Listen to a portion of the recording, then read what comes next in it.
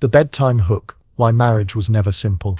Have you ever wondered why a marriage in medieval Europe could be valid, even if it was spoken only in whispers, without witnesses, and perhaps even across a garden fence? Tonight we will wander slowly into that world, where the rules of marriage were layered, strange, and often contradictory. Before we begin, dim the lights, adjust your pillow, let your breath grow steady. If you wish, leave a quiet comment with your city and time, joining others across distances who settle into this same evening rhythm. This journey will not hurry. It may carry you into sleep before the end, and that is entirely welcome. You sit in imagination, at the edge of a medieval village. The air is cool, carrying the faint smell of damp earth and wood smoke. The church bell has rung for vespers. Beyond the fields, the roofs of cottages press close, their thatch dark with the day's rain. Within, families talk of crops, of debts, and most quietly of marriages yet to be arranged. The myth says medieval marriage was simple. A man and woman fell in love, walked to the church, and spoke vows before a priest. The reality is slower, stranger. Consent mattered more than ceremony. Contracts bound more than feeling, and rules stretched from the pulpit to the king's court, down into the crowded cottages where neighbors whispered. Mini Arc 1, the weight of consent. The church taught that true marriage rested in the consent of the couple. That means 2 words spoken, I take you, could bind for life. No priest, no witness, not even a feast required. You picture it, 2 figures standing in the cold of a field, cloaks pulled close, hands clasped, their breath drifts in white clouds. They murmur words of present consent, binding themselves. Around them, the air smells of damp soil and frost. A crow flaps away, startled. Nothing else stirs, yet the church courts would accept this as marriage. Strange, yet true. Records from the time suggest countless disputes arose from such secret vows. Was it spoken? Did both agree? Could someone prove it? Brother Clement, the monk who lives near your imagined village, mutters canon law like scripture. Consent makes marriage, he insists. His voice is flat, certain, almost drowsy. He has repeated it so many times, it has become more chant than teaching. A gentle dilemma rests here. Is marriage stronger with words spoken quietly in the field, or with bells, priest, and witnesses in the church? Mini Arc 2, the pull of families. You shift your seat at the wooden bench of a cottage. The smell of stew lingers, onions, cabbage, smoke. A father sits across, muttering of dowries, of kin, of alliances. Parents cared deeply. For marriage moved property, not just hearts. The myth says young couples chose freely. The reality, many waited for parental hand, for guardians' decision. Marriages bound estates, fields, debts, and bloodlines. Fortunata, the lucky one, leans in, shawl drawn tight, eyes sparkling with mischief. She has been widowed once, betrothed twice, and insists rules bend for her. Families tie knots tighter than priests, she whispers, ladle in hand, and they knot them where they please. A gentle dilemma. Do you follow your own choice, or bow to the hand that feeds and clothes you? Most bowed, yet some whispered vows in corners, weaving a secret knot. Mini Arc 3, the myth of love matches. Love, in stories, gleams bright. The troubadour sings of knights and ladies, of stolen glances, and secret trysts. The myth insists marriage followed love's spark. The reality, love often followed marriage, if it came at all. You walk past the manor hall, torches gutter in the wind. Inside, matches are discussed over parchment, seals and coins. No music plays, only the scratch of quills and the sigh of clerks. Rat-face Hugo leans close, grin sharp. I know a cousin who married for love, he says, and lost his field because of it. He chuckles, the sound like boots on gravel. Love was not forbidden, it simply was not the rule. Mini Arc 4, the sound of bands. In many villages, weddings began with bands. Public announcements read aloud in church. 3 Sundays in a row, the priest declared who intended to wed. Anyone could speak objections. You sit in the nave. The air smells of incense, faint and sharp. Candles flicker against stone walls. The priest's voice is low, echoing. Thomas, son of Henry, to wed Alice, daughter of William. Whispers stir. Neighbors recall debts, kinship ties, whispers of promises elsewhere. The myth says weddings were private affairs. The reality, the whole village had a voice. Brother Clement mutters from his stall. Bands cleanse secrets. He repeats it like a weary chant. A dilemma. Announce and risk gossip, or keep silent and risk annulment later. Mini Arc 5. The church calendar. Even time itself carried rules. Weddings forbidden in Lent, in Advent, during fasting. The myth says weddings could happen any day. The reality,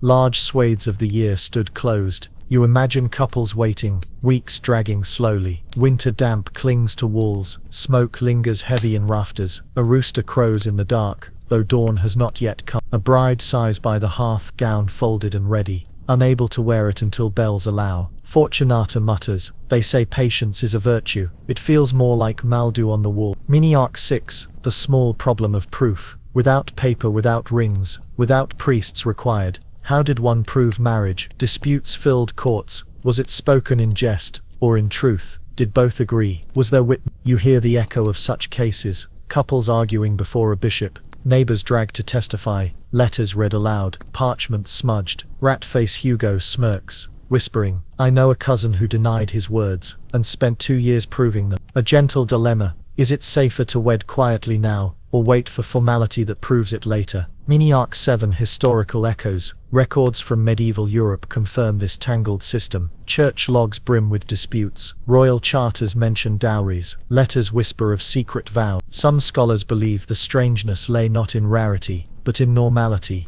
Everyone knew someone whose marriage walked the edge of rule and exception. Archaeologists find little trace. Rings, tokens, wax seals. The true remains are words, faded on parchment. You lean back, candle low, shadows long across the walls. Around you the voices of Brother Clement, Fortunata, and rat-face Hugo fade into murmurs. Their quirks remain, Clement muttering law, Fortunata twisting rules, Hugo grinning at cousins unseen. The myth of simple medieval marriage dissolves. The reality rests in knots of law, family, consent and time. Strange, heavy and slow, the fire crackles softly as the night grows colder, and the village exhales into rest. The church decides who can wed. The church bell tolls again, slow and steady, carrying over fields and stone walls. Its sound gathers the village, not only for prayers but for guidance. Marriage in this time is not simply the union of two people. It is a matter bound by rules, measured by law, watched by priests, and sometimes untangled years later by court. The myth says marriage was private, a promise between two hearts. The reality, the church stood watchful, deciding who could wed, when they could wed,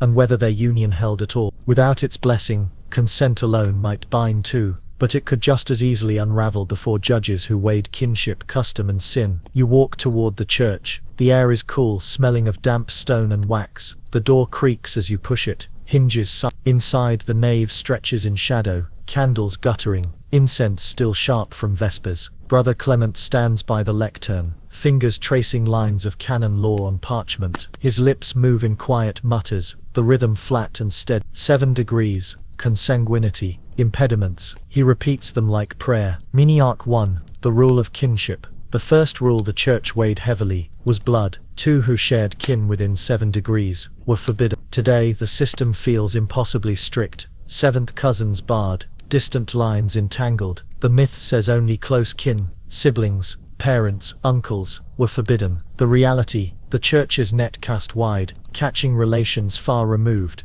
You imagine a village couple. They hold hands shyly at the well, water rippling, rope groaning as bucket rises. Their breath mingles in cool morning air, yet a priest might declare them too close, perhaps linked by a great-great-grandparent neither remembered. Step by step the test was made. Trace the man's father's line, one branch at a time. Trace the woman's mother's line, counting generations. Mark where the two lines meet. Measure the distance first, second, third, or 7th degree. If too near, forbid the match. Brother Clement mutters, kinship breeds sin, distance breeds peace. His eyes droop half closed as though the rule itself lulls him into drowsy certainty. A gentle dilemma appears. Do you obey the priest's decision and abandon affection, or do you whisper vows anyway, risking annulment years later? Fortunata the lucky one chuckles, adjusting her shawl. I married a cousin once, or twice. The priest never found out. Mini Arc 2, affinity and spiritual kin. Not only blood but bonds of marriage or godparenthood.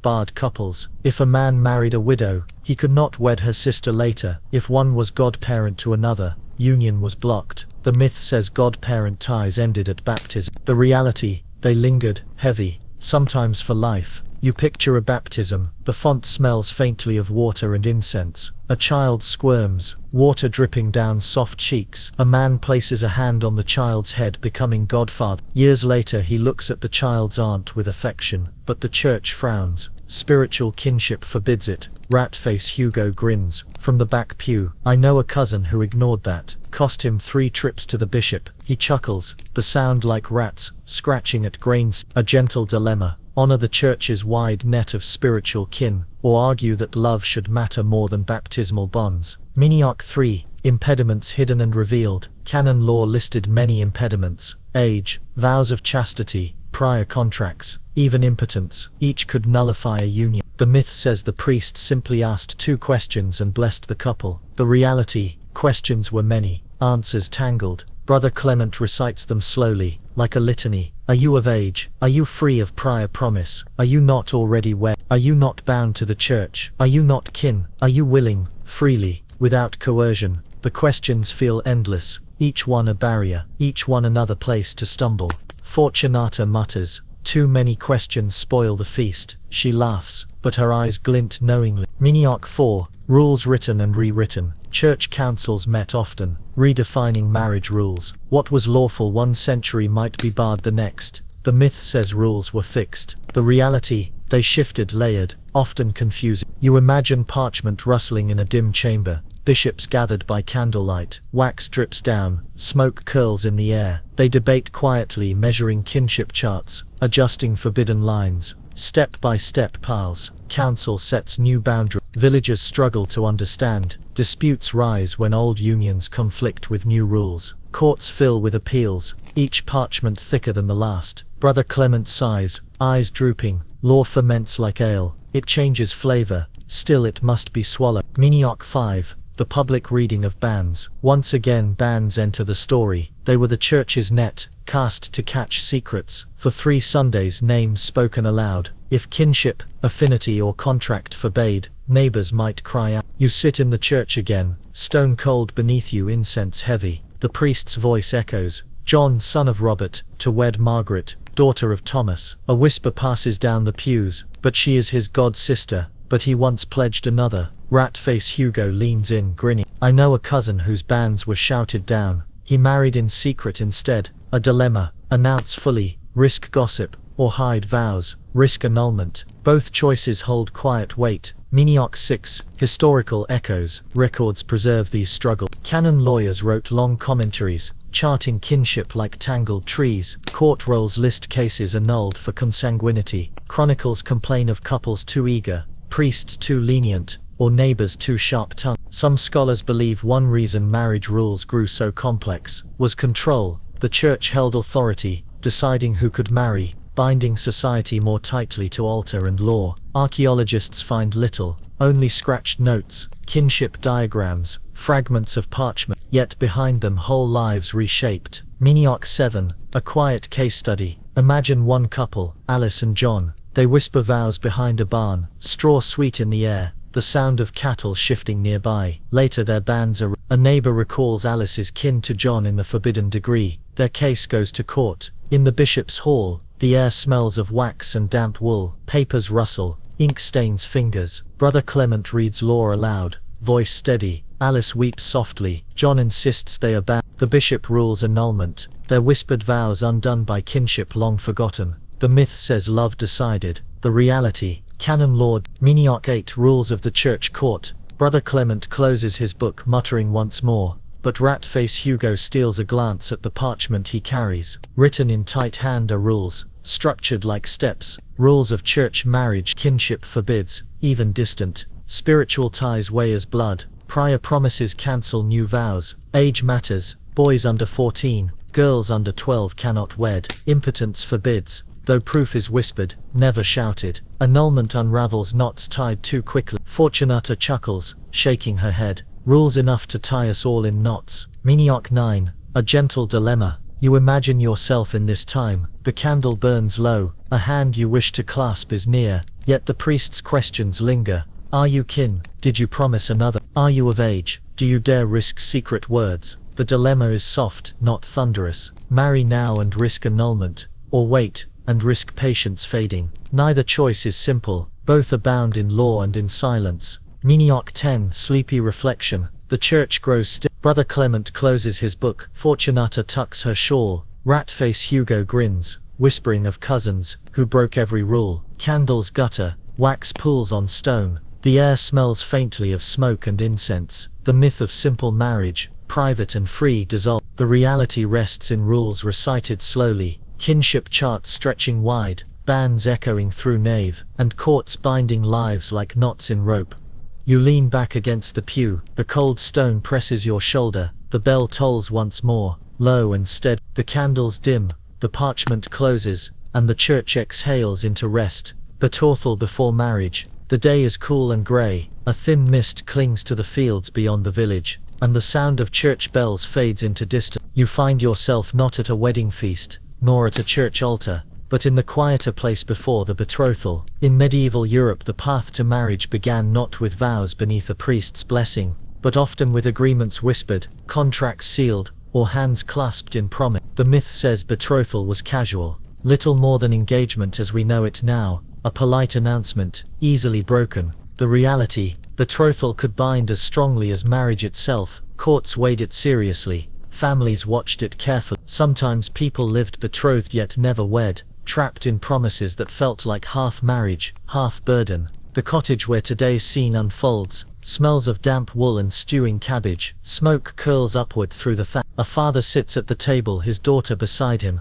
her shawl drawn tight. Across from them sits the would-be groom, fidgeting, his boots leaving damp marks on the packed floor. A clerk holds a quill, ready to note what is said. The betrothal is not yet spoken, but the air hums with its weight. Miniac 1. The power of words. Betrothal came in two forms: verba de futuro, words of future promise, I will take you as wife, and verba de presenti, words of present consent, I take you as wife now. The first was betrothal, the second true marriage. Yet courts often blurred them. If a couple said I will marry you, and then consummated the promise, the church could declare them bound already. Step by step the ritual of betrothal might go. The families gather in a cottage or hall. The couple stands, hands clasped, eyes lowered. Words are spoken, I will take you as husband, I will take you as wife. Tokens exchanged, a ring, a coin, sometimes bread and wine. Neighbors witness quietly, murmuring approval or suspicion. The air smells of wax and wool. The sound of quills scratching on parchment mixes with the steady crackle of the hearth. Fortunata, the lucky one, leans near the door,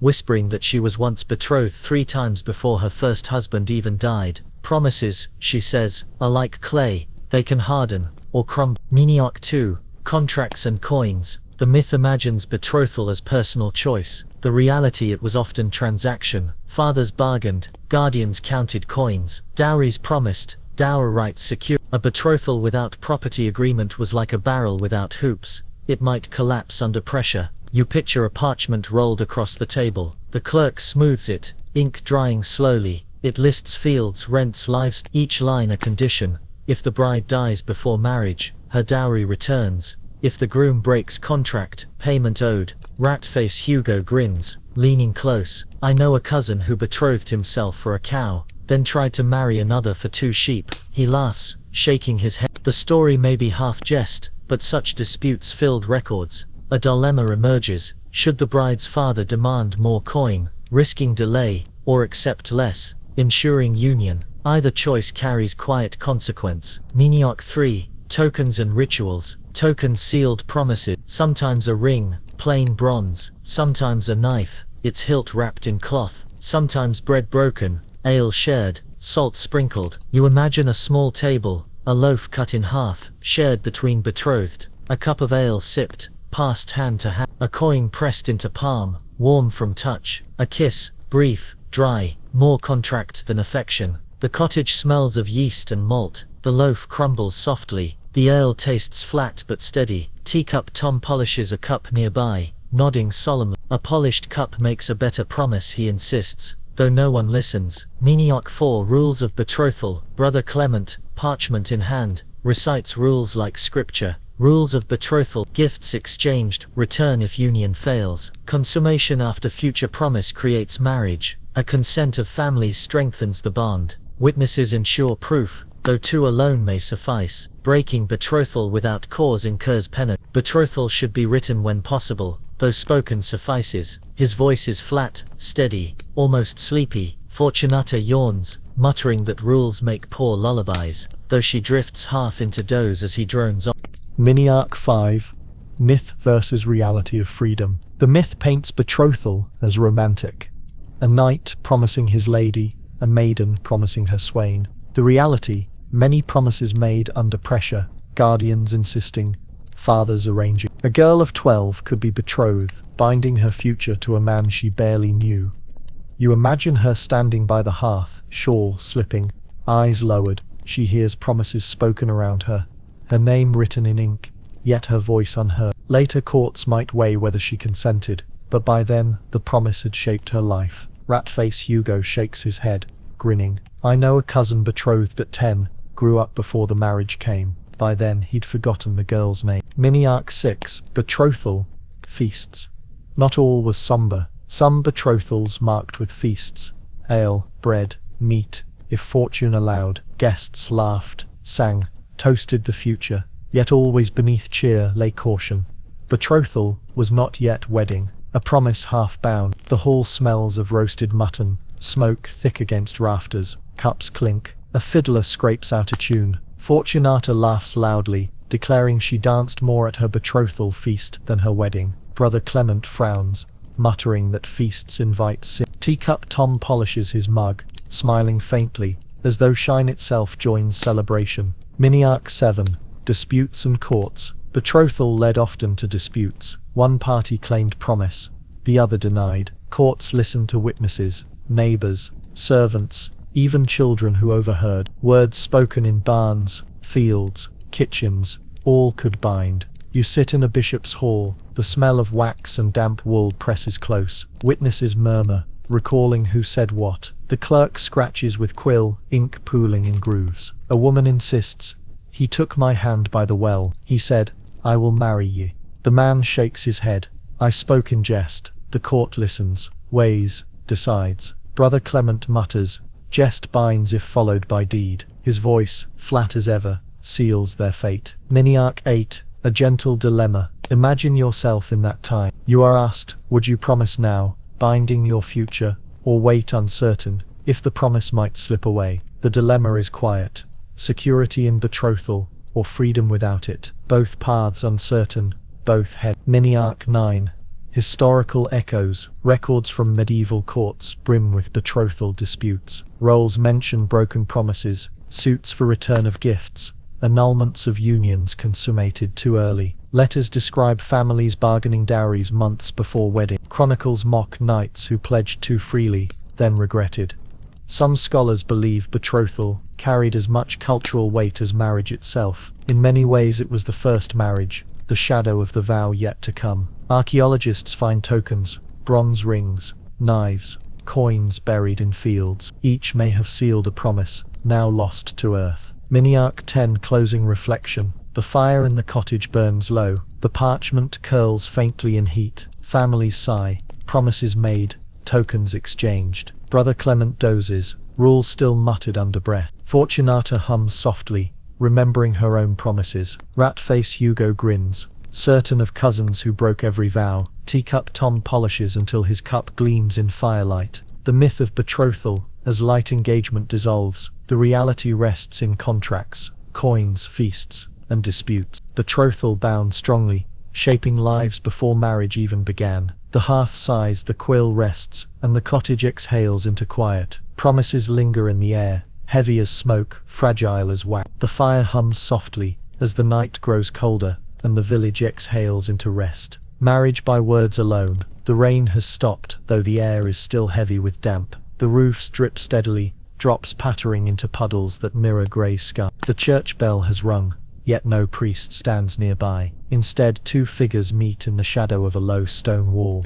Voices lowered, hands clasped. Their words are plain, their tone steady. I take you as husband, I take you as wife. No feast, no crowd, no blessing. And yet, by the rule of the church, their words alone bind. The myth says a wedding always required bells, priests, and witnesses. The reality in medieval Europe, Marriage could be made valid by mutual consent alone. Verba de presenti, words of present agreement, were enough. A whisper in the field could weigh the same as vows before an altar. You walk closer, in imagination. The earth smells of wet grass. The stone wall is cold beneath your hand. The couple's breath mingles, pale clouds rising in the Their words carry more weight than the dripping roof of the church nearby. Miniarch 1. The power of consent. Consent was the cornerstone. Canon lawyers repeated it endlessly. If two gave themselves to each other in present words, the knot was tied. Priests were recommended, but not required.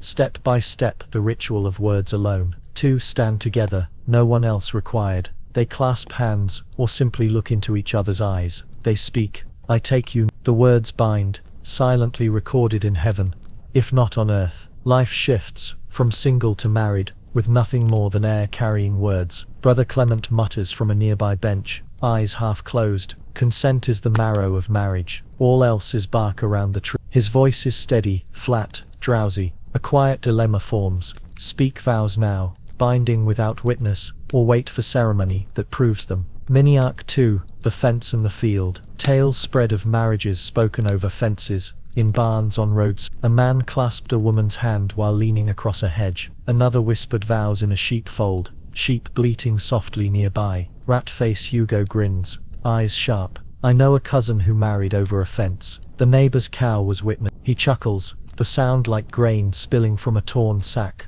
The myth says such stories were jokes. The reality, court records confirm them. Marriages contracted in barns, gardens, even taverns. Later disputed, later upheld. You imagine one such scene. The smell of manure heavy, hay scratching your skin. A single candle stub burning in the dark. A woman whispers, I take you now. A man answers the same. The sound of cattle shifts behind them. Their vows weigh more than the straw beneath their feet. Miniarch 3. The problem of proof. Without witnesses, without priests, proof became fragile. Later disputes filled courts. One said, we spoke the vows. The other denied. Neighbors testified, we saw them clasp hands, or we only heard laughter. Step by step the court examined. Were words spoken in jest? Was there intention or only play? Was consummation added after? Were witnesses present, even unwilling ones? Did tokens or gifts pass hands? Brother Clement sighs, repeating, words weigh when met. Jests bind when followed by deed. Fortunata the lucky one shakes her head. I once spoke promises by firelight. The man swore it meant marriage. I swore it meant nothing. The court believed him. Lucky, they called me. I call it new. Miniarch 4. Rules of verba de presenti. On a scrap of parchment, rules are written, neat hand curling into Latin script. Brother Clement reads them aloud, monotone. Rules of marriage by words alone. Words must be present tense. I take you now. Future tense binds less, unless consummated. Witnesses recommended, not required. Consent must be free, not forced. Intention matters. Jest with deed binds. Annulment possible only with proof of impediment. Priest's blessing completes but does not create. Teacup Tom polishes his mug in the corner, nodding. Words polish lives more than cups, he mutters. No one answers, but his cup gleams. Miniarch 5. The myth of ceremony. The myth imagines all medieval marriages, surrounded by feast, song, blessed. The reality,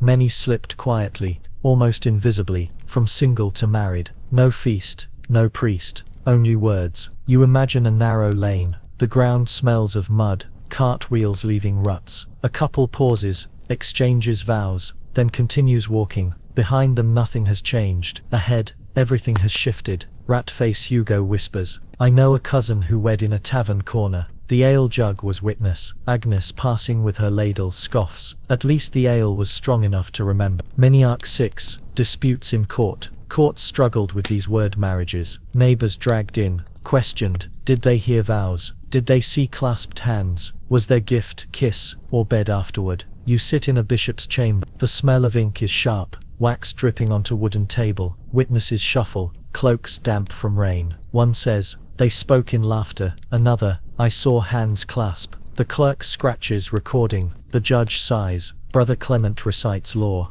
Words spoken, if meant by. The couple listens, weary. Their fate decided by what neighbors half heard years ago. Miniarch 7. A gentle dilemma. You imagine yourself in such a place. The hearth is low, the shadows long. A hand you trust is near. Do you whisper vows now, making marriage by words alone? Or do you wait for the church, risking delay, risking family's disapproval? The dilemma rests soft: act in the moment, or wait for the formality. Both paths heavy, both uncertain. Many Arc 8. Historical echoes. Records preserve countless cases. One woman claimed vows, whispered at night, bound her to a man. He denied, saying it was play. The court sided with her, binding him for life. Another man declared he married in secret, yet later sought annulment, citing kinship. Parchments brim with these disputes, lives turned by whispers. Some scholars believe this rule, marriage by words alone, was both liberating and dangerous. It freed couples from priests,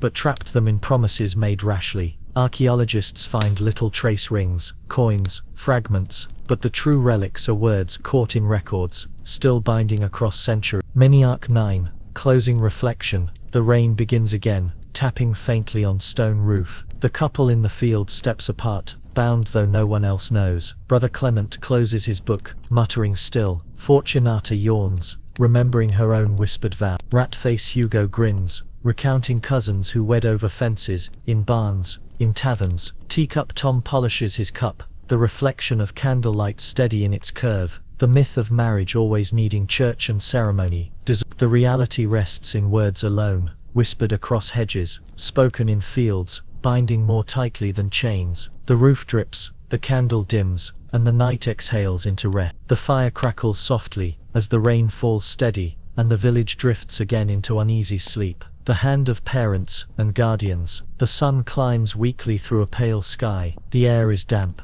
carrying the smell of wet straw and chimney smoke. In the village, a girl sweeps her threshold, her shawl wrapped tightly. She pauses when she hears voices inside. Her father and a man she does not know well. They sit at the table, parchment spread, cups steaming. She does not sit with them, she only listens. The myth says medieval young people freely chose whom they loved, slipping to church or field and speaking vows. The reality: many marriages were guided, sometimes forced by the hands of parents, guardians, and lords. Consent still mattered in law, but pressure carried more weight than parchment. A father's nod, a mother's sigh, a guardian's seal.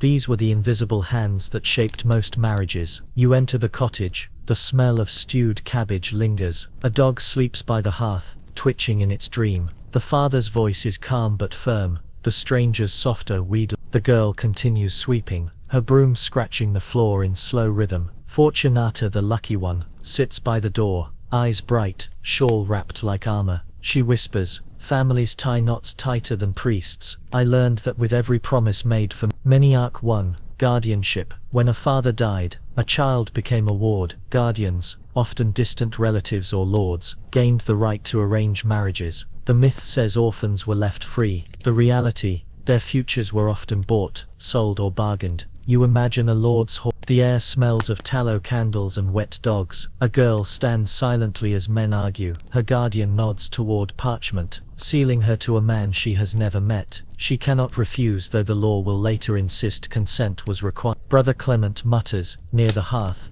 "Guardianship binds property, not affection." His voice is flat, worn, drowsy. He does not look up from his book of law. A gentle dilemma forms. Should the guardian wait until the ward grows, or marry her quickly, securing alliance? Most chose quickly. Time was risk. Many Arc 2. Parental bargains. Even without guardianship, parents bargained for children. Dowries promised, dower rights secured, alliances formed. The myth imagines romantic choice. The reality: families weighed fields, livestock, and debts. Step by step, a bargain unfolds. Father and suitor sit across table, cups of ale between them. Parchment spread, clerk scratching notes. Dowry named, coin, land, linens, or livestock. Dower promised in return, security for widowhood. Hands clasped, seal pressed, deal struck. The girl continues sweeping, her broom scratching rhythm. She hears her name written, her future arranged.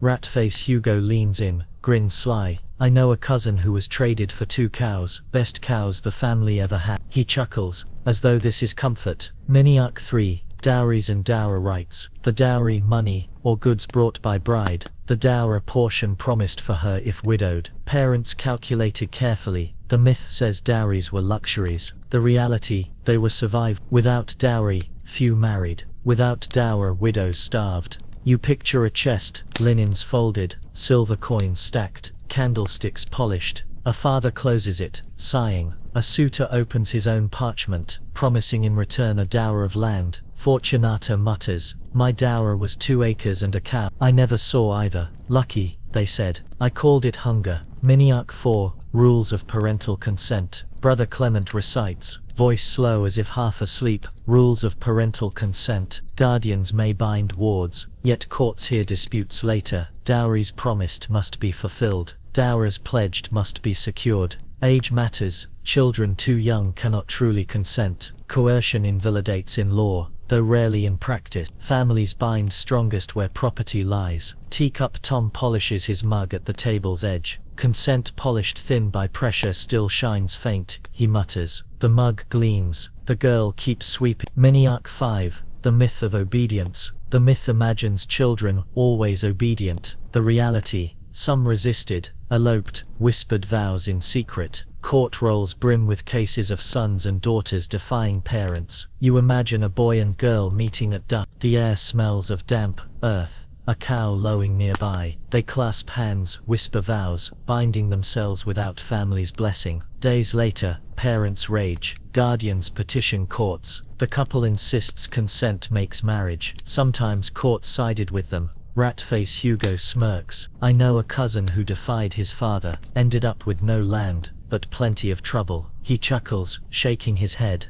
Miniac 6, Feasts and family pressure. Some betrothals marked with feasts. Bread broken, ale poured, neighbors summoned. Families displayed wealth, sealing bargain in public. For children, pressure grew heavy. Could they refuse with dozens watching? Bread in hand, ale at lips. The hall smells of roasted meat, smoke heavy on beams. Laughter rolls, cups clink. The bride-to-be sits silent, eyes lowered. Her name is called, her hand pressed. The bargain made before all. Fortunata laughs loudly. At my betrothal feast, they asked if I agreed. I nodded, because the bread was already in my mouth. Miniac 7, Historical Echoes. Records confirm parental and guardian power. Royal charters list marriages arranged for alliances. City accounts detail dowries measured in coin, linens, silver. Church courts record disputes. Young women insisting coercion, parents denying. Letters survive. Fathers instructing sons, marry this one, not that one. Some scholars believe love was not absent, only secondary. Affection could grow,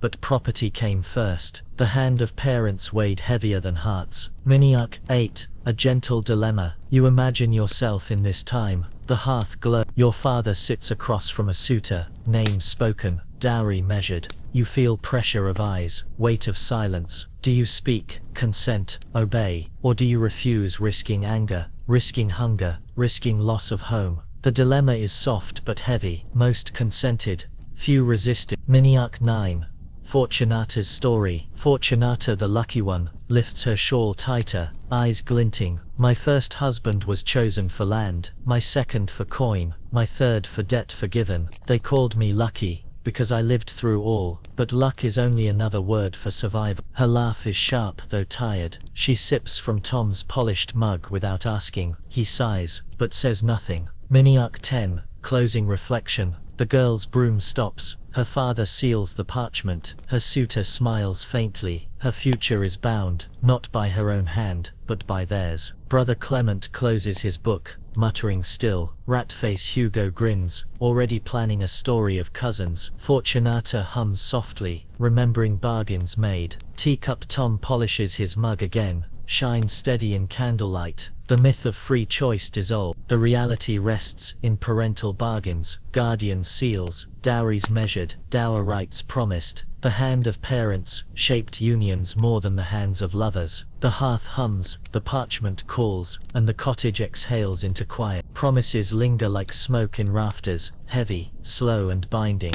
The fire flickers softly as the night grows colder, and the village drifts again into rest. Dowries, dower rights, and economics of vows. The hearth burns low, though the coals glow faintly red. Outside, the air carries the sharp scent of frost, and a dog barks somewhere in the dark. Inside the hall, families gather around a table, not for feast, not for song, but for number. Marriage, in this time, is not only affection or consent, it is economy, sealed in coin, fields, and chests of linen. The myth says medieval marriages were purely matters of the heart, that young couples chose freely, guided by affection. The reality, wealth and survival were bound in every vow. A marriage without dowry was like a door without hinge, a barrel without hoop. It might exist but poorly. You sit at the table, the smell of ink and wax rises as the clerk dips his quill, the father folds his arms, the groom fidgets with his sleeve, the bride-to-be looks down at her lap. A chest rests at the edge of the room,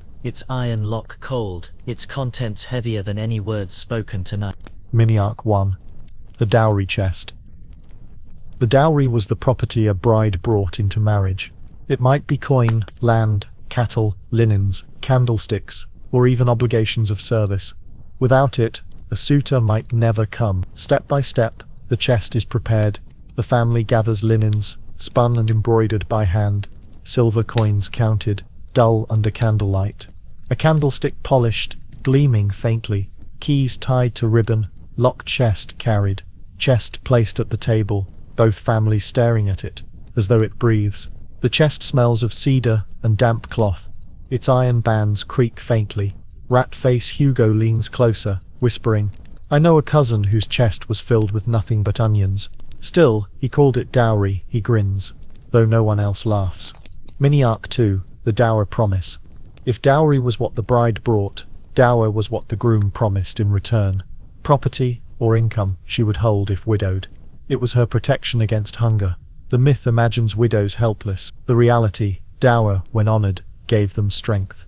You picture the groom's parchment, lines written in careful Latin, 2 acres of field, 1 house, rights to half the orchard. The ink smudges faintly, wax seal pressed. Fortunata, the lucky one, adjusts her shawl, eyes narrowing. "My dower was 2 acres and a cow. I never saw either." He promised on parchment. Parchment burns faster than wood. Brother Clement mutters, voice slow, "Dower is widow's shield." But a shield made of parchment breaks in rain. His tone is flat, sleep-inducing. Mini-arc 3. Myth versus reality of generosity. The myth paints dowries as lavish, golden chests, filled endlessly. The reality, many were modest. A few linens, some livestock, perhaps a small purse of coins. Even wealthy families sometimes quarreled, promising more than they could give. The air smells of wax and damp wool. The clerk frowns, waiting for sums to be agreed. A father clears his throat. 2 cows, 4 linens, 1 silver spoon. The groom nods reluctantly. Rat-face Hugo snickers. "I know a cousin who married for a single goose. The goose died before the wedding feast." He laughs at his own tale. The others sigh. Mini-arc 4. Rules of the chest and seal. Brother Clement clears his throat, reading from parchment. Rules of dowry and dower. Dowry given at wedding, or promised in contract. Dower promised by groom, secured in property or coin. Widow claims dower upon husband's death. Failure to provide is sin and breach. Gifts beyond dowry not binding unless written. Land counts heavier than goods, goods heavier than words. Witnesses ensure memory when paper fades. His voice drones like the creak of floorboards. Fortunata yawns, muttering, "Rules protect men more than women." Mini-arc 5. The bride's quiet role. The bride often sat silent as dowry bargained, her presence required, her voice less so. The myth imagines her central. The reality, she watched as others haggled. You picture her hands folded in lap, cloth rough beneath her palm. Her dowry chest sits within reach, yet not hers to control. The parchment rustles as men argue coin. Teacup Tom polishes his cup, sighing. A cup polished without asking still shines. A bride's silence does the same. His words fall softly, though the bride does not smile. Mini-arc 6. Feasts of display. When dowry was large, families displayed it. Tables spread with linens, coins stacked, candlesticks gleaming. Guests admired, whispered, judged. The myth says feasts only for love. The reality, many for property. The hall smells of roasted meat, candles burning thick. Neighbors peer, counting in silence. A clerk notes each piece. Fortunata mutters, "They counted my linens before they counted me." She sips from Tom's polished mug without asking. Mini-arc 7. Gentle dilemma. You imagine yourself in that cottage. A father offers coin. The groom demands land. The clerk waits. The bride sits silent. Do you press for more, ensuring security, or agree quickly, securing you? The dilemma is quiet. Bargain too hard, risk losing the suitor. Bargain too little, risk widowhood without protection. Court rolls list widows suing for unpaid dower. Chronicles mock fathers who overpromised. Some scholars believe dowry and dower were the true spine of medieval marriage. Without them, few unions survived scrutiny. With them, even fragile unions endure. Archaeologists uncover chests, keys, candlesticks, fragments of linens, each faint echo of bargains once binding. Miniac 9. Rat-face Hugo's story. Hugo leans closer, grin sharp. I know a cousin who sued for his wife's dowry. He claimed it was 2 sheep. Her father claimed 1. The court gave him none. He laughs, shaking his head. Brother Clement sighs, muttering. Property divides more than hearts. His eyelids droop, his voice soothing. Miniac 10. Closing reflection. The candles burn low, the parchment cools, seal. The chest waits, iron lock gleaming faintly. The bride still sits silent. The groom nods, half relieved, half dissatisfied. Fortunato adjusts her shawl, whispering. Property ties tighter than vows. Teacup Tom polishes his cup again, shine catching firelight. Rat-face Hugo grins, certain of cousins who cheated both dowry and dower. Brother Clement mutters still, his law-like chant. The myth of marriage as pure affection dissolves. The reality rests in dowries bargained, dower promised, property counted. The chest creaks, the parchment rests, and the hall exhales into stillness. Numbers drift like smoke, promises heavier than iron lock. The fire hums quietly as the night grows colder, and the village drifts into rest. Forbidden times and places. The bells toll again, their sound rolling across the fields like mist. The village gathers for mass, but not for wedding. It is Lent, a time of fasting and silence, and the church forbids marriage now. No rings, no feasts, no vows spoken. The air smells faintly of ashes and damp wool. Families sit in pews, quiet, thinking not of today's unions but of those delayed. The myth says weddings could be held any day, in any place, whenever 2 wished to wed. The reality, long stretches of the year were closed, entire seasons forbidden, certain places barred. Couples waited, sometimes months, sometimes longer, until bells and calendar allowed. You sit in the nave. The candles flicker faintly, wax dripping onto stone. Brother Clement mutters from his stall, eyes half shut, voice steady. No weddings in Lent, no weddings in Advent, no weddings at night, no weddings at night, no weddings in cemeteries. He repeats these rules as though they are song. His tone is calm, lulling, like wind against shutters. Miniac 1. The calendar of silence. The church sets seasons when marriage must wait. Lent, the 40 days before Easter. Advent, the weeks before Christmas. Days of fasting, days of mourning, days not for joy. Step by step, the waiting unfolds. A couple speaks vows of intent in winter. They prepare chest and dowry. They wait through Advent, candles burning low. They wait again through Lent, bells tolling long. Only when Easter bells ring, may the wedding come. The waiting smells of damp walls and musty straw. The bride-to-be sighs at her loom, weaving linen, each thread a day gone. Fortunata the lucky one whispers, patience is no virtue, it is mildew on the walls. She pulls her shawl tight. Miniac 2. The myth of moonlight weddings. Tales tell of weddings at midnight, torches glowing, vows whispered under stars. The myth imagines romance beneath the moon. The reality, the church forbade weddings at night. They must be by day, with witnesses, clear and public. You imagine a couple stepping into moonlight, breath misting in cold air. They clasp hands, whisper vows, think themselves wed. Days later, the priest shakes his head. Brother Clement mutters, night hides sin, marriage hides nothing. His voice is flat, certain, drowsy. Rat-face Hugo grins from the back. I know a cousin who tried to wed at night. The rooster crowed, the priest refused. The feast went on without the vows. He chuckles, the sound like gravel under boot. Miniac 3. The bans on cemeteries. Cemeteries were holy, but weddings avoided them. The myth says marriage could happen anywhere with blessing. The reality, burials and weddings must not mix. Life and death must keep distant. You picture a graveyard, earth damp, incense still clinging from funeral. A young couple stands near a cross, priest frowning. No vows among graves, he says. Brother Clement mutters, the dead need rest, not feasts. Teacup Tom polishes his cup quietly on a gravestone.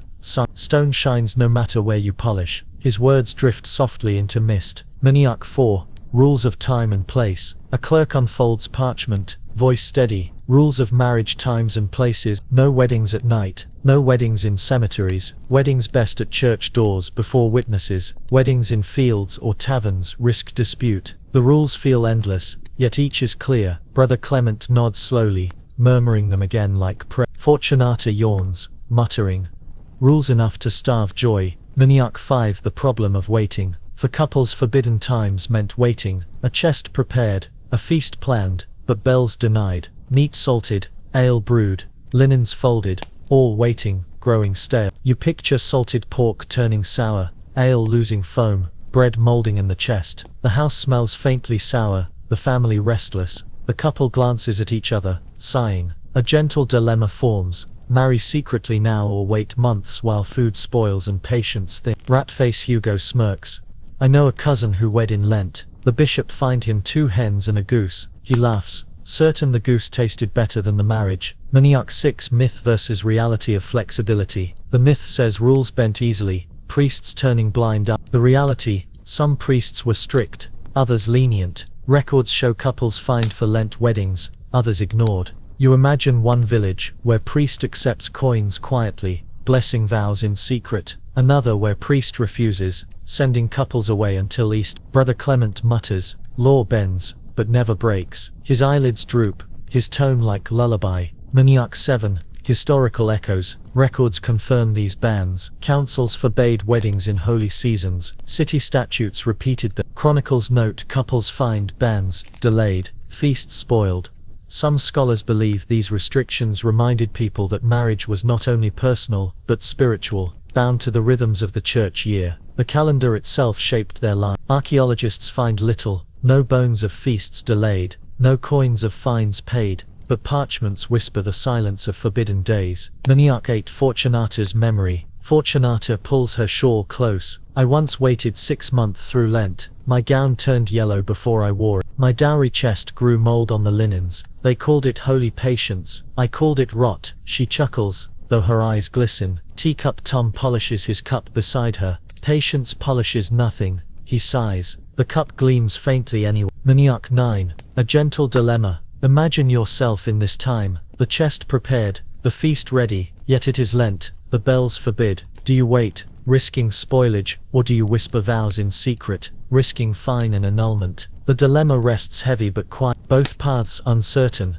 both bound in rules of time and place. Maniac 10. Closing reflection. The candles gutter in the church, families sigh, couples glance, priests recite. Brother Clement closes his book, muttering still. Ratface Hugo grins, whispering of cousins who broke every rule. Fortunata hums softly, remembering feasts delayed. Teacup Tom polishes his cup one last time, shines steady in candlelight. The myth of weddings wherever dissolves. The reality rests in forbidden seasons, barred places, patient wait. The bells fade, the candles dim, and the church exhales into quiet. Time itself rests heavy on vows, seasons binding hearts as tightly as ring. The fire flickers softly as the night grows colder, and the village drifts again into rest. Annulments and the odd ways to end marriage. The rain falls softly on the roof of the bishop's hall. Inside, the air smells of damp wool and wax. Benches creak as families sit, whispering nervous. At the front, a clerk sharpens his quill. A couple stands before the judge,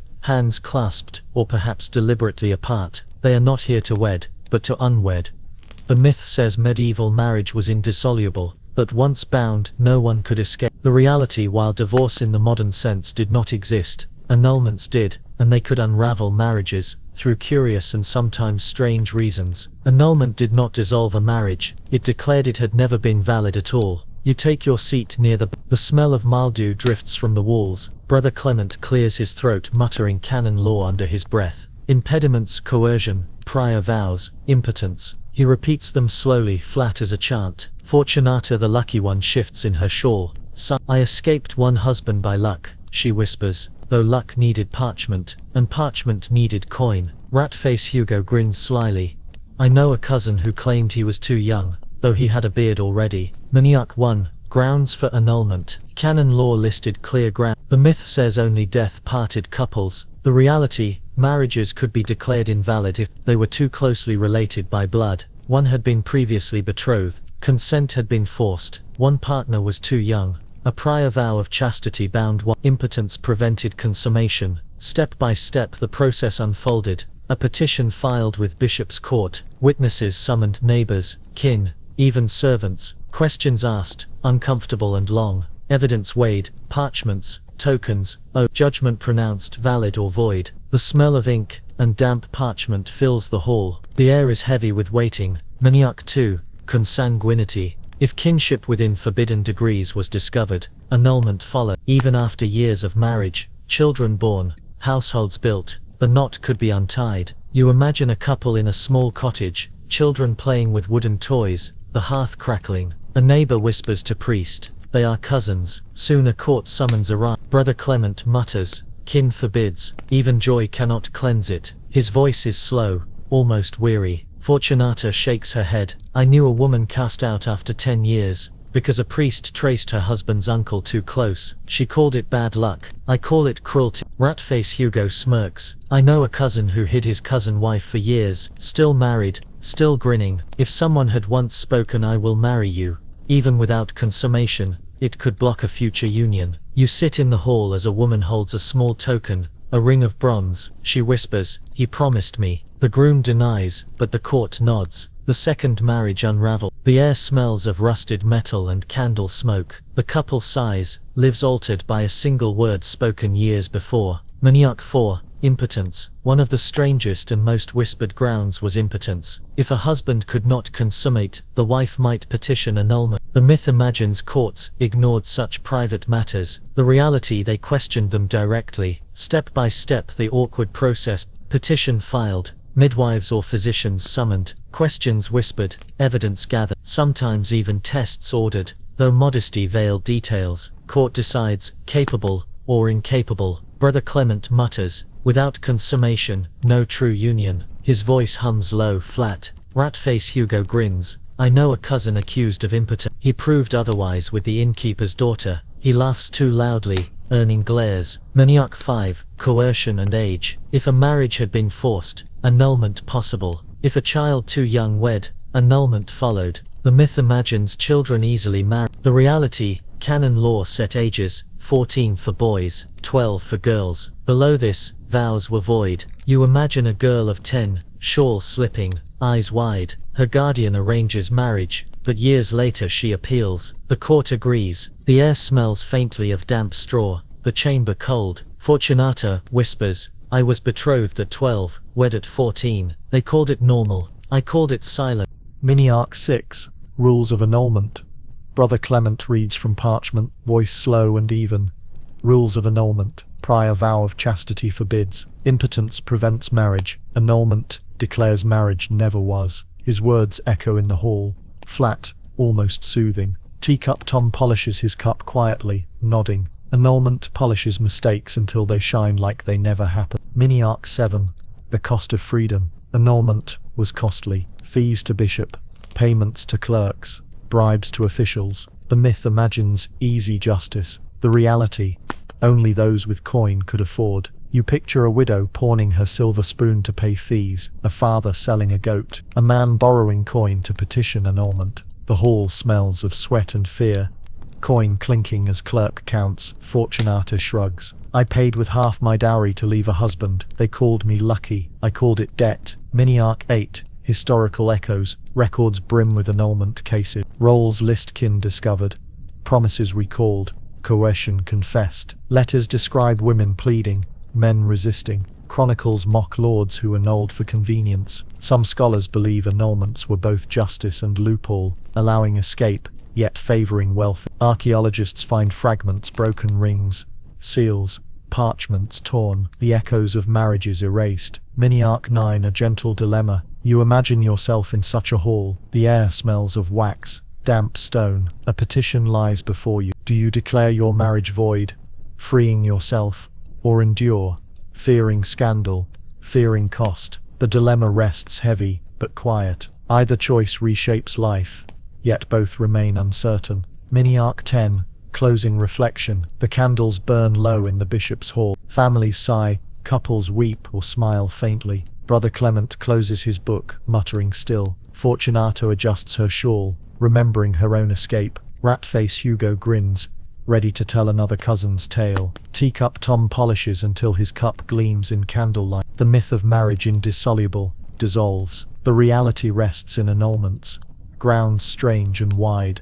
Courts heavy with whispers and parchments. The rain falls steady.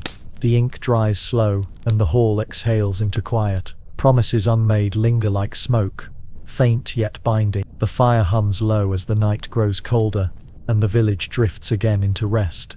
Strange customs at the bed and table. The bells have stopped.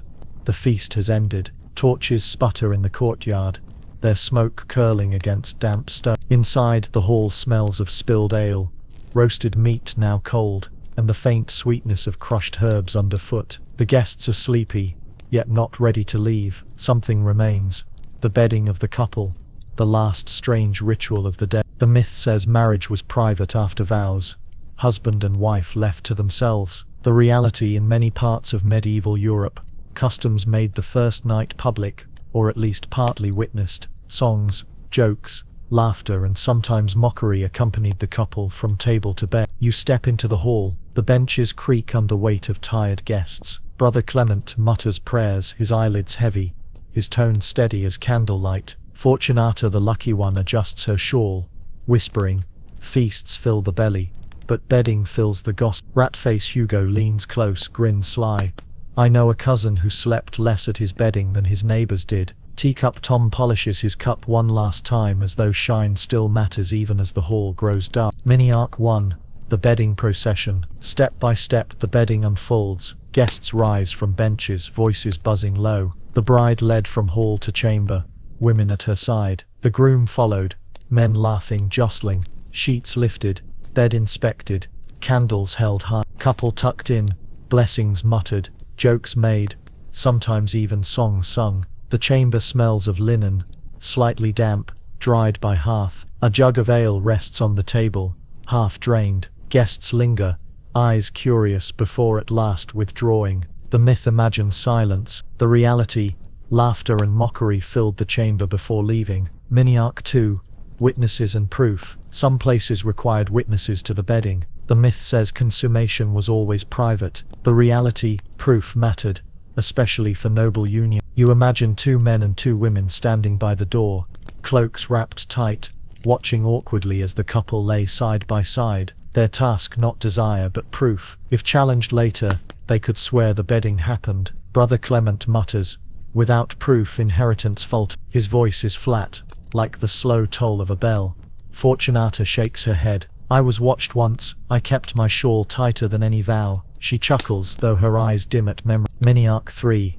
The charivari. Sometimes if neighbors disapproved of the union, they staged a charivari, a noisy mockery outside the house. Pots banged, horns blown, voices jeering. You hear it in the night, the clang of pans, the bray of horns, the smell of smoke from torches. A couple hides beneath covers as neighbors jeer. Rat-face Hugo laughs loudest. "I know a cousin whose charivari lasted 3 nights. He slept less than his mule." The myth imagines communities silent. The reality, marriage was everyone's affair, and noise was judgment. Mini Arc 4. Rules of the table. Before bedding, the feast carried its own customs. A clerk reads from parchment, voice steady. Rules of the wedding table. Bride sits at high seat, groom beside. First slice of bread offered by host. Ale poured 3 times, never full. Jugs passed clockwise only. Meat served before fish, unless it is Friday. Salt passed hand to hand, never spilled. Feast ends before bedding begins. The table smells of grease.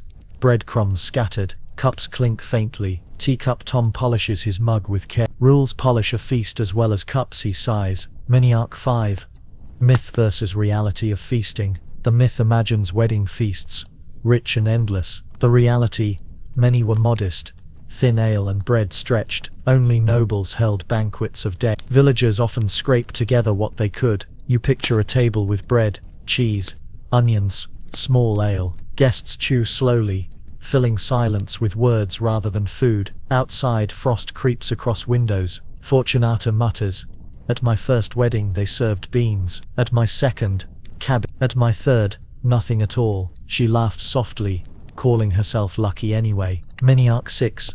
The problem of inheritance. Customs around bedding and proof mattered most for heirs. If union challenged, property disputed, proof of consummation vital. Witnesses, sheets, midwives, strange methods all used. You imagine a midwife lifting linen at dawn, shaking her head or nodding faintly. The room smells of smoke, sweat, damp straw. The future of land depends on cloth. Brother Clement mutters, proof secures property more than love. His voice is steady, flat, soothing in its repetition. Mini Arc 7. Historical echoes. Records confirm these customs. Chronicles describe bedding songs, mocking verses. City ordinances mention charivari fines. Court rolls note witnesses swearing bedding occurred. Some scholars believe bedding rituals reminded communities that marriage was not private contract but public concern. The bed belonged partly to neighbors, to inheritance, to lot. Archaeologists find fragments, broken jugs, scorched pans from charivari, sheets preserved in chronicles, not in earth. Mini Arc 8. A gentle dilemma. You imagine yourself in that chamber. The bed smells faintly of straw and damp linen. Guests laugh outside. Do you draw the covers and accept witnesses, securing proof, or do you refuse, risking gossip, risking future dispute? The dilemma rests soft but heavy. Both paths carry weight beyond the bed. Mini Arc 9.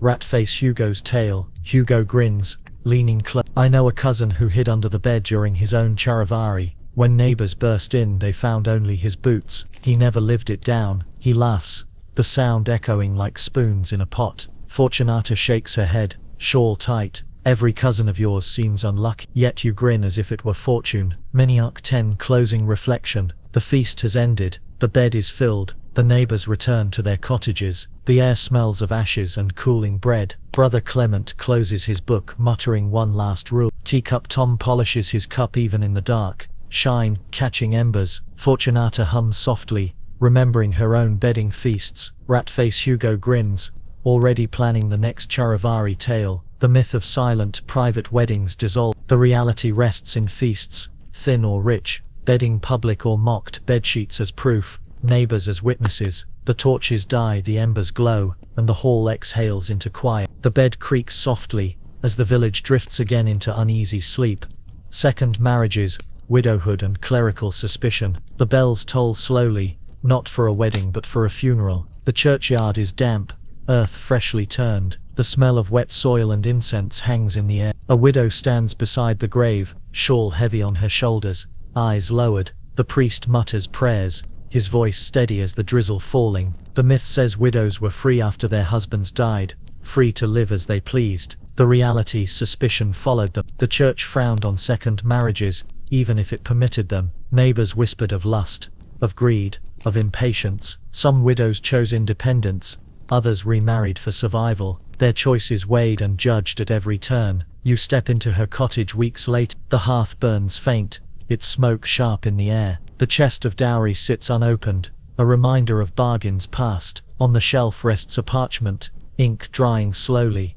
A dower claim, the widow's right to property. Fortunata, the lucky one, sits nearby, her shawl pulled close, her eyes glinting with irony. Second marriages taste like reheated stew, she whispers. Not as fine as fresh, but warmer than none. Mini Arc 1. Widow's dower. When a husband died, the widow claimed her dower, land or property promised at marriage. The myth imagines widows helpless. The reality, dower gave strength, though often contested. Step by step the process unfolds. Widow petitions court for her dower. Neighbors summoned to testify what was promised. Clerk reads contract, ink smudged, wax broken, lands measured, goods tallied. Widow receives or is denied her right. The room smells of ink and damp wool as the clerk scratches line. The widow waits, hands folded, shawl drawn tight. Brother Clement mutters from the corner, dower is shield, but a shield made of parchment. His tone is flat, certain, almost soothing. Mini Arc 2. Clerical suspicion. The church permitted remarriage, but grudgingly. Priests praised widows who remained chaste, living in quiet prayer. Those who remarried too quickly earned sermons sharp as frost. You picture a pulpit. The air smells of wax and cold stone. The priest's voice echoes, better to remain as one, for the second bed is shadow of the first. The widow lowers her head. Neighbors murmur.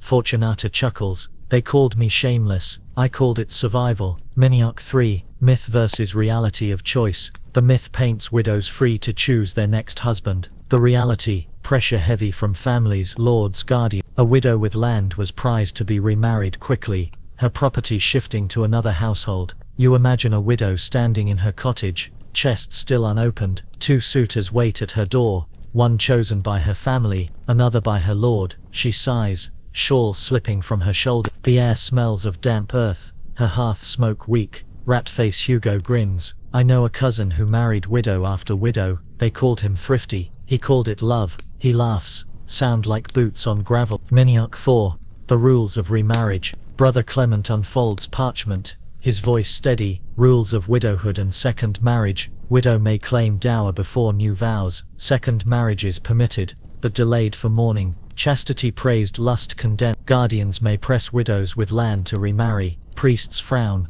but courts permit. Children from first marriage complicate inheritance. Too many marriages invite suspicion. Teacup Tom polishes his cup quietly at the hearth. Second polish never shines as first, he murmurs. Still, the mug gleams faintly. Miniarch 5, Mourning Customs. Widows expected to mourn, to wear black or grey, to sit in silence. The myth says mourning was the reality, sometimes it stretched for years, though pressure to remarry gnawed quickly. You picture her in black gown, shawl heavy, hair covered. The cottage smells of ashes and stale bread. Days slow, neighbors whisper, some pity, some scorn. Fortunata mutters, I wore mourning thrice. Once I wept, twice I only sighed. Miniarch 6, Gentle Dilemma. The widow faces choice, remain independent, clinging to dower, or remarry for security. The dilemma is soft but heavy. Alone she risks poverty, married again she risks scorn, losing freedom. Brother Clement mutters,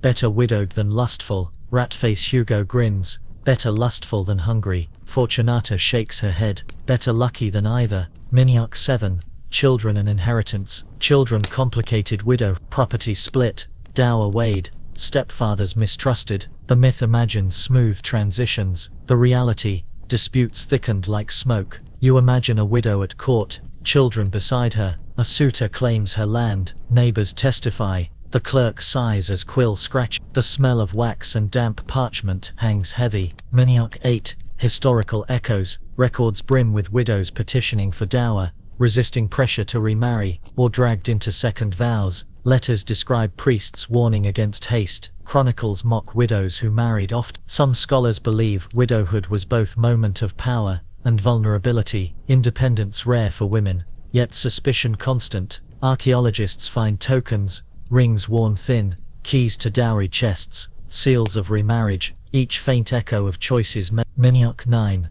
Rat-face Hugo's Tale. Hugo leans close, grinning. I know a cousin who married thrice, each time a widow. He inherited 3 cows, 2 goats, and 1 cottage. They called him fortunate, I called him greedy. He chuckles, shaking his head. Brother Clement sighs. Greed polishes nothing. His eyelids droop, his voice slow as dripping water. Miniarch 10, Closing Reflection. The widow sits by her hearth, chest unopened. Neighbors whisper, priest frowns, suitors wait. She sips ale slowly, breath misting in cold. Fortunata hums softly, remembering her own second vows. Rat-face Hugo grins, another cousin's tale ready. Teacup Tom polishes his cup, shine steady in glow. Brother Clement mutters still, laws heavy as sleep. The myth of widows free and unjudged dissolve. The reality rests in dowers claimed, remarriages pressed, suspicions whispered. Second unions carried weight, never silence. The bell tolls once, the hearth smoulders, and the cottage exhales into quiet. Widowhood lingers like smoke, second vows waiting in shadow. The fire flickers gently as the night grows colder, and the village drifts again into rest. Love, myth, and the long aftertaste of rules. The night is still, the village lies quiet under a pale moon. Smoke drifts faintly from chimneys, its smell sharp in the cold. A dog barks once, then silence returns. Inside a cottage the hearth glows low, the table is worn, its wood scarred by years of use. Around it sit familiar faces, Brother Clement with his book of canon law, Fortunata the lucky one, with her shawl pulled close, Rat-face Hugo grinning with yet another cousin's tale, and Teacup Tom polishing his cup until it gleams in firelight. The myth says medieval marriage was about love, simple and pure, with vows spoken, feasts enjoyed, and families formed. The reality, marriage was shaped by rules, bargains, suspicions and customs strange. Love might arrive later or not at all. Property, dower, kinship, calendar, and law weighed heavier. You sit with them now, hearing the faint creak of the rafters, smelling the faint must of wool and smoke. The air is thick with memory,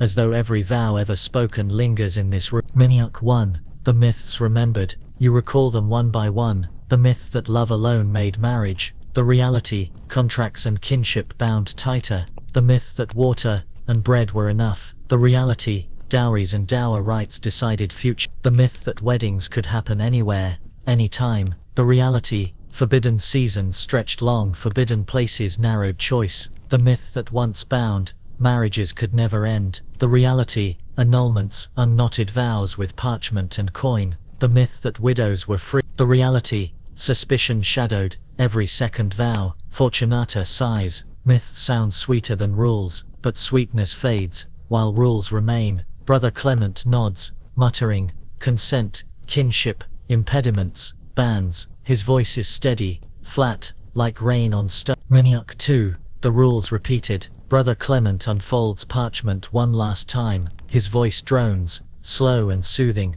Rules of marriage, gathered and remembered. Consent makes union. Kinship forbids. Spiritual ties weigh as blood. Promises spoken bind, even in jest. Bans must be read, unless secret vows are spoken. No weddings in Lent or Advent. No weddings at night or in cemeteries. Dowry promised, dower secured. Widow may claim, but second vows judged. Annulment unravels when impediments found. His words hum through the room, like the low toll of a bell. Teacup Tom polishes his cup with slow care. Rules polish poorly, but they polish still. You recall them now. Should you whisper vows in the field, or wait for ceremony? Should you marry your cousin quietly, or risk annulment? Should you accept your father's bargain, or resist in silence? Should you demand more dowry, or settle for less? Should you wait through Lent, or wed in secret? Should you seek annulment, or endure? Should you accept witnesses at your bedding, or refuse and risk gossip? Should you remain widowed,